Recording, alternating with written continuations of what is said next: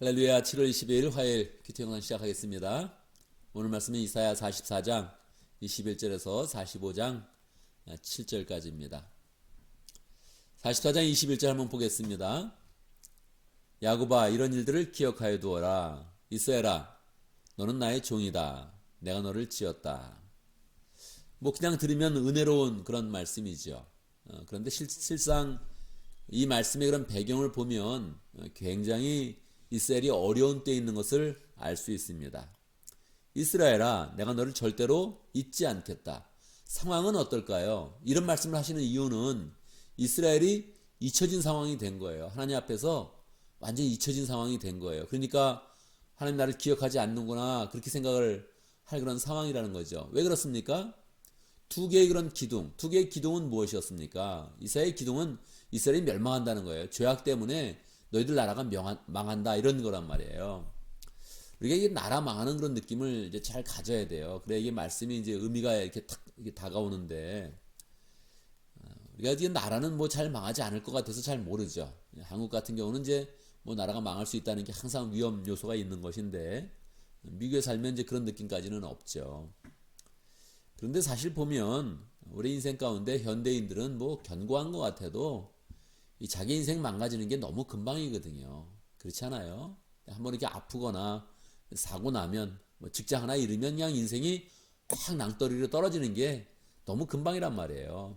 그래서 이 가족이 이렇게 그냥 풍지박산 나는 거, 이게 너무 금방이에요. 이게 일단 핵가족 아닙니까, 더군다나. 그러니까 우리 가족이 그냥 이렇게 풍지박산 나는 게 너무너무 쉬운 거예요. 그래서 그런 느낌을 이제 가져야죠. 그래서 늘 우리가 겸손한 마음으로, 그래, 내 인생이 순식간에 잘못될 수 있다, 우리 가정도 견고하지 않다, 이걸 늘 이제 우리 마음속에 생각하면서 하나님 앞에서 겸손한 마음으로 하나님의 은혜를 구하고 하나님의 보호하심을 잘 구하면서 살아야 되죠.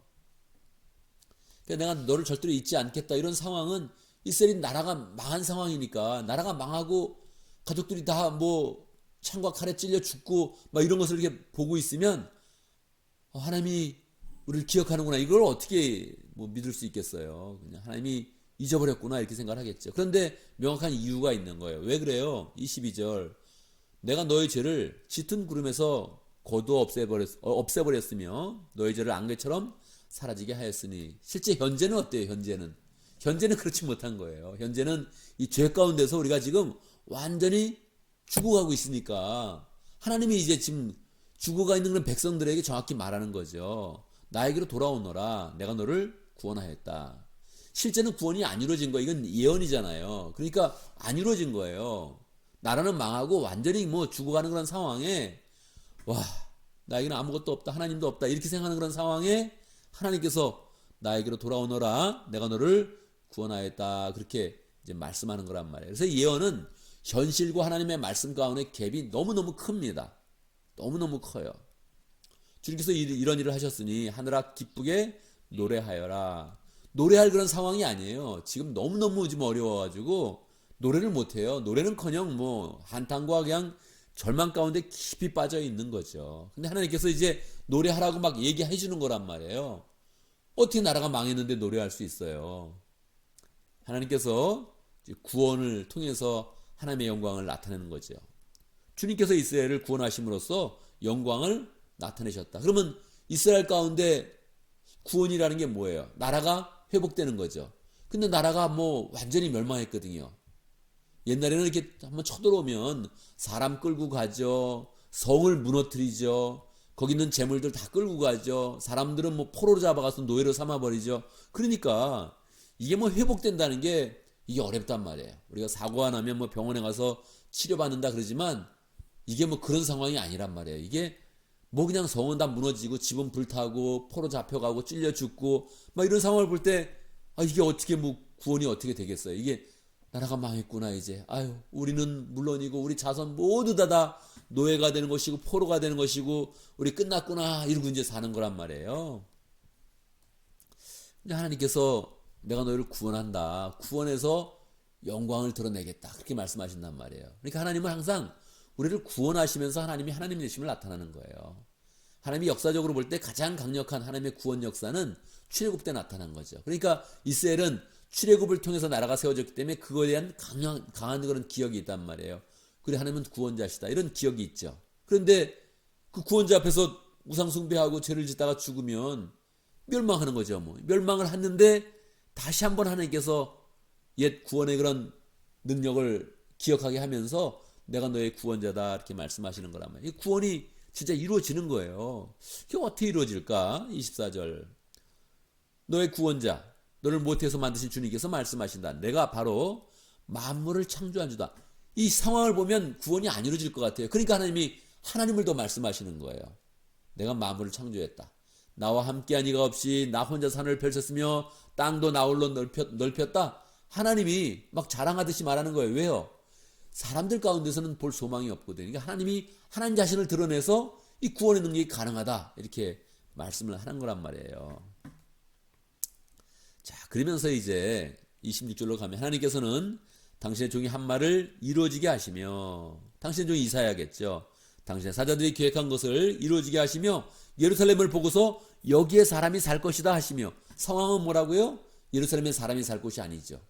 성은 무너졌고 불타버렸고 사람들은 포로 잡혀갔고 와, 뭐 쑥대밭이 되어서 그냥 뭐 여기는 사람이 살 수 없는 곳이 됐단 말이에요. 그런데 이제는 말하는 거예요. 하나님이 예언적으로 사람이 살 것이다. 유다의 성읍들을 보고 이 성읍들이 재건될 것이다. 그렇게 이제 말씀한다는 거예요. 이게 어떻게 가능하겠어요? 이게 어떻게 가능하게 이루어지겠어요? 분명히 나라는 망했고 포로로 잡혀갔고 다 성은 무너져서 불탔는데 근데 어떻게 이게 가능하겠어요? 이게 28절에 보면 고레스를 보시고는 너는 내가 세운 목자다. 나의 뜻을 모두 내가 이룰 것이다 하시며 예루살렘을 보시고는 내가 재건될 것이다 하시며 성전을 보시고는 너의 기초가 놓일 것이다 하신다.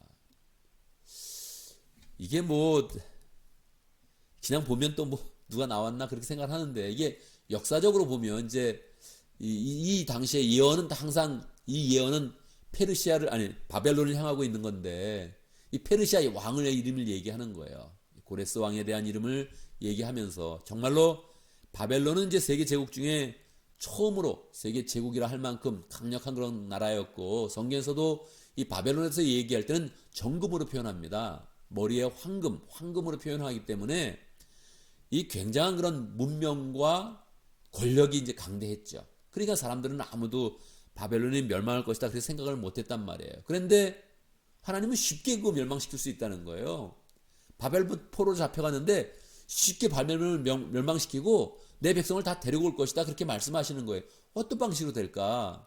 하나님이 페르시아를 세워서 내가 그 일을 할 것이다. 그리고 그 페르시아 왕의 이름을 지금 얘기해 준단 말이에요.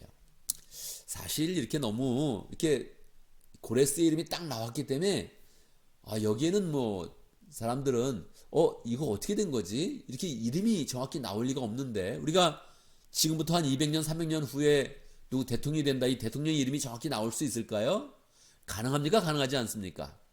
전통적으로 항상 가능하다 이렇게 생각해 왔습니다. 그래서 고레스는 예언된 것이다 이렇게 생각해 왔죠. 그런데 1700년과 1800년대 이 비평문학이 계속 이게 발달되면서 이성주의가 발달되면서 성경을 비평적으로 보는 그런 이제 경향이 생겼죠. 그러면서 이거 예언이 아니고 이 후대 사람이 쓴 것 같다 이런 사람도 생겼습니다.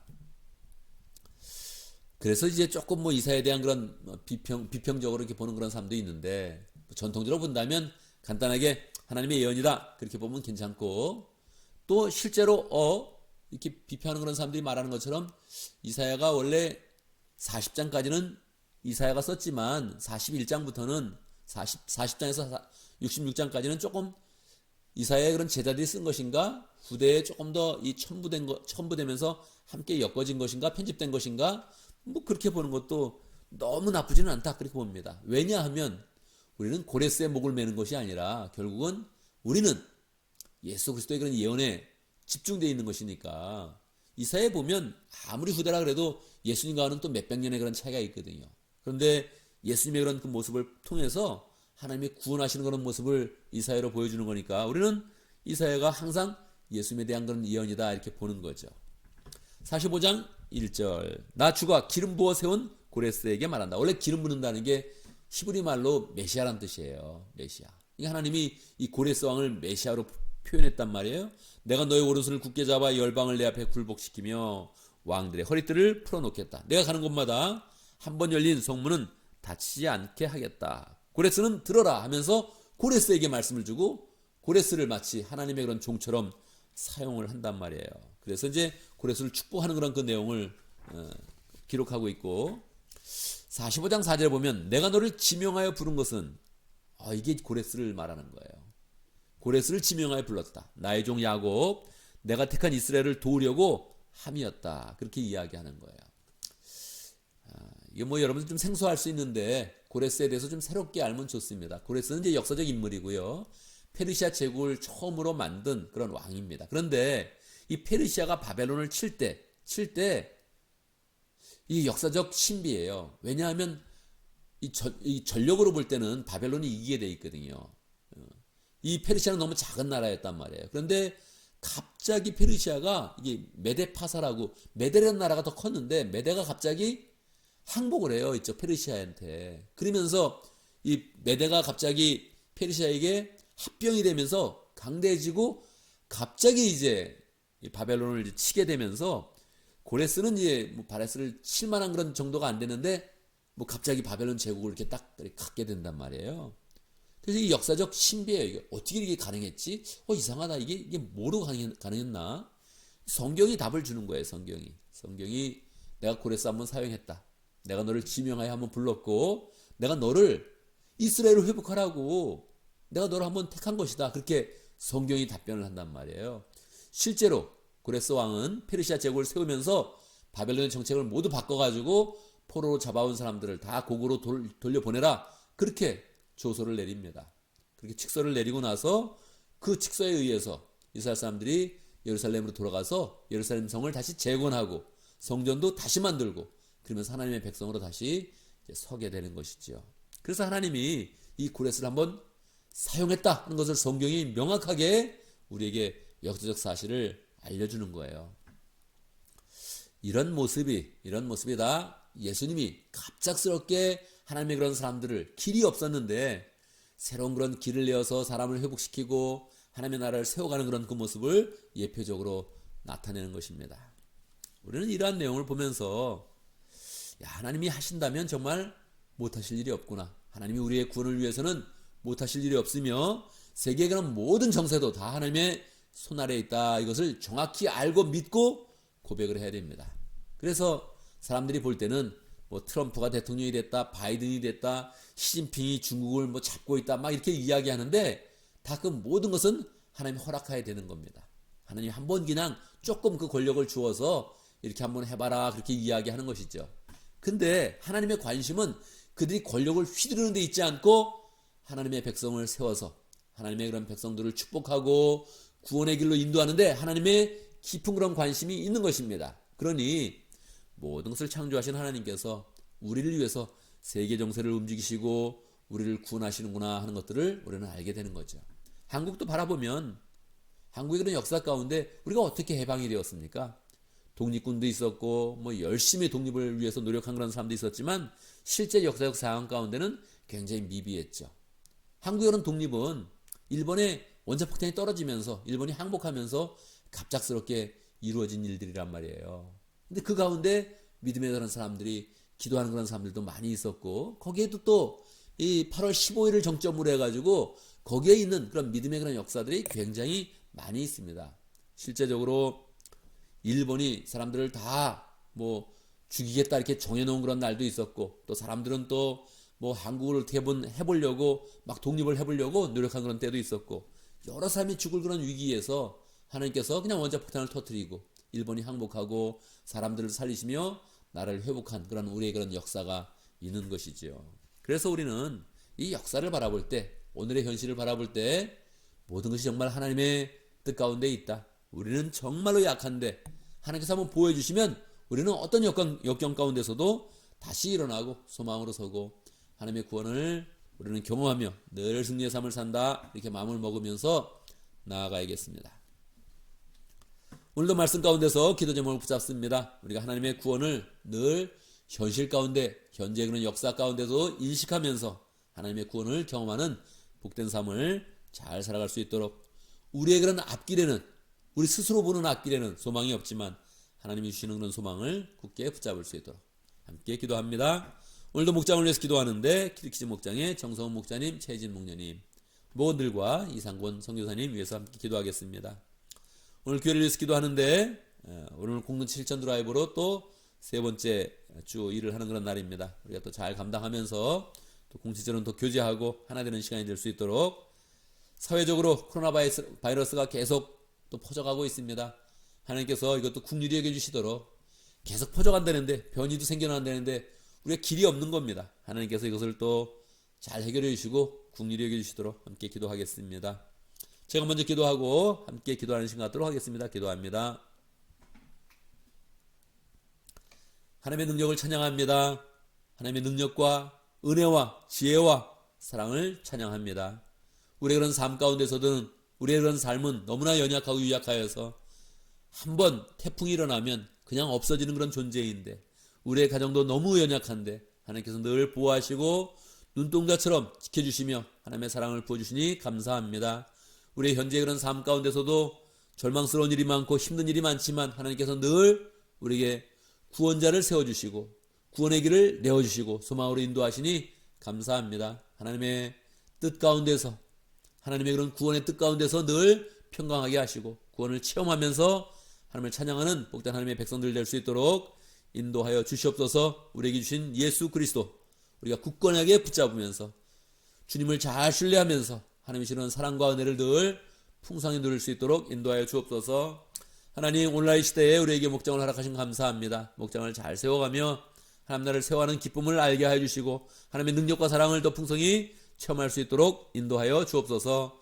키리키즈 목장의 정성훈 목자님, 최진 목녀님 축복하여 주시고 VIP를 늘 섬기는 그런 가운데 하나님의 사랑을 나타낼 때마다 풍성하게 하나님의 사랑과 능력이 나타날 수 있도록 역사하여 주옵소서.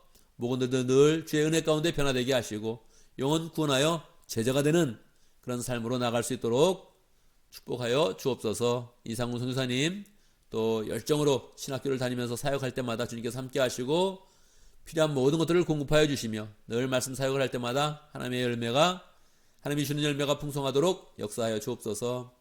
하나님 아버지, 주의 은혜 가운데 새날을 맞이했습니다. 교회적으로는 공채 실천 드라이브를 하는 그런 날인데 함께 모여서 노동할 때 하나님의 구원의 은혜를 풍성히 누리게 하시고 함께 모인 그런 사람들 하나님 더 풍성히 교제하며 주의 은혜를 함께 잘 나눌 수 있도록 인도해 주시고 교회적으로도 또 함께 기도하며 축복할 수 있도록 인도하여 주옵소서. 하나님 아버지, 오늘날의 세대를 위해서 기도합니다. 코로나 바이러스 때문에 신음하고 있습니다.